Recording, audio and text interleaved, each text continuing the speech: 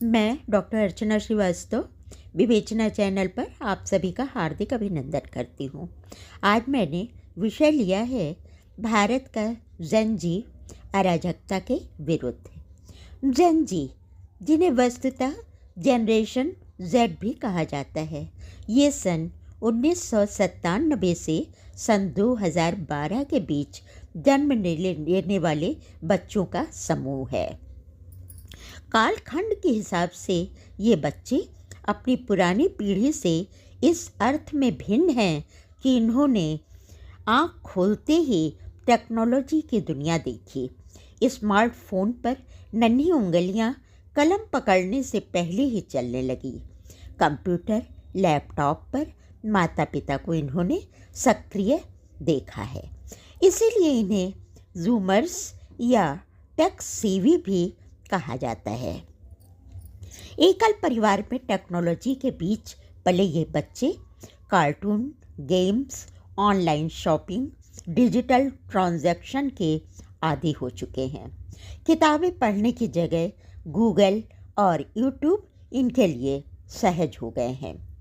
Social media इनके लिए खिलौना मात्र है। किशोरावस्था के ये बच्चे विवेकपूर्ण निर्णय लेने में सर्वथा अक्षम हैं। कहा जाए तो ये कंफ्यूज ज़्यादा रहते हैं। अपरिपक्व होने के कारण बहुत जल्दी बहक जाते हैं और इसी का उपयोग इन्हें उकसाने और भड़काने के लिए पार्टियां और दल करने लगे। इन बच्चों में पारंपरिक मूल्यों के प्रति विद्रोह है। ये बच्चे बेहद एग्रेसिव नेचर के हैं। इनके अंदर पेशेंस है ही नहीं। जैसे उफनती नदी कगारों को भी तोड़ देती है, लेकिन एक सफल इंजीनियर उस विद्युत प्रवाह में संतुलन स्थापित कर उससे बिजली बनाने का कार्य भी कर लेता है। ठीक उसी तरह अगर इन्हें सकारात्मक और सृजनात्मक दिशा मिल जाती है तो यह अपने जीवन में उपलब्धियों के चरम पर भी पहुंच जाते हैं।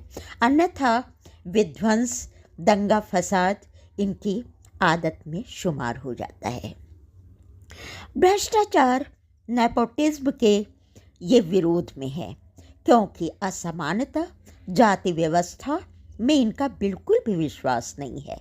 जहाँ भी जेन जी का आंदोलन हुआ है वह भ्रष्टाचारी सरकार और नेपोटिज्म के विरुद्ध हुआ है। वो बांग्लादेश हो, नेपाल हो या फिर श्रीलंका ही क्यों ना हो। हालांकि इंटरनेट पर और ऐप्स के बैन होने पर नेपाल में आंदोलन शुरू हुआ और बाद में वो नेपोटिज्म और परिवारवाद के खिलाफ भी भड़कने लगा। भारत की स्थिति इन देशों से अलग है। यहाँ अभी भी धार्मिक रीति रिवाज, संस्कार, त्योहार आदि की परंपरा है।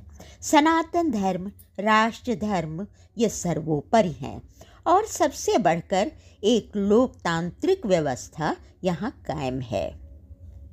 हम अपने मताधिकार से सरकार को बदलने का दायित्व निभाते हैं, न कि उसके लिए सड़कों पर उतरना, आगजनी करना और सरकारी संपत्ति को नुकसान पहुंचाने की हमें कोई आवश्यकता ही पड़ती है।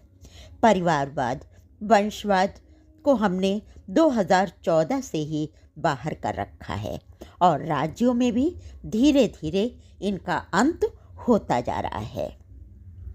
अनेकता में एकता का सूत्र थामे इस देश में अगर एक समुदाय देश विरोधी ताकतों का साथ देता है तो न्यायालय इसका निदान करता है। भारत एक शांतिपूर्ण देश है। हम विश्व बंधुत्व पर विश्वास करते हैं, युद्ध पर नहीं, बुद्ध पर विश्वास करते हैं।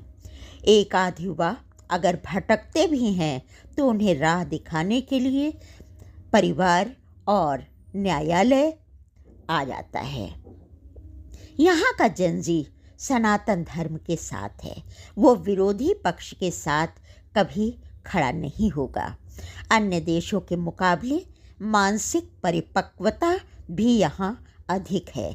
वो चाहे भौगोलिक संरचना हो, खान पान हो या फिर एक सांस्कृतिक विरासत का प्रभाव ही हो।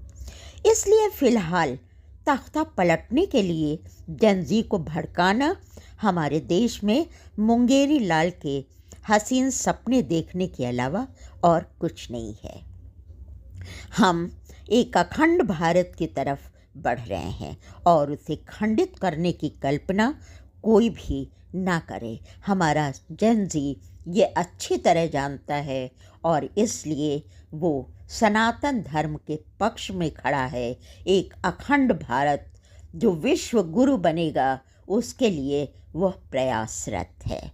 दंगा फसाद में उसका विश्वास ही नहीं है। वो राष्ट्र धर्म और सनातन धर्म का पक्षधर है।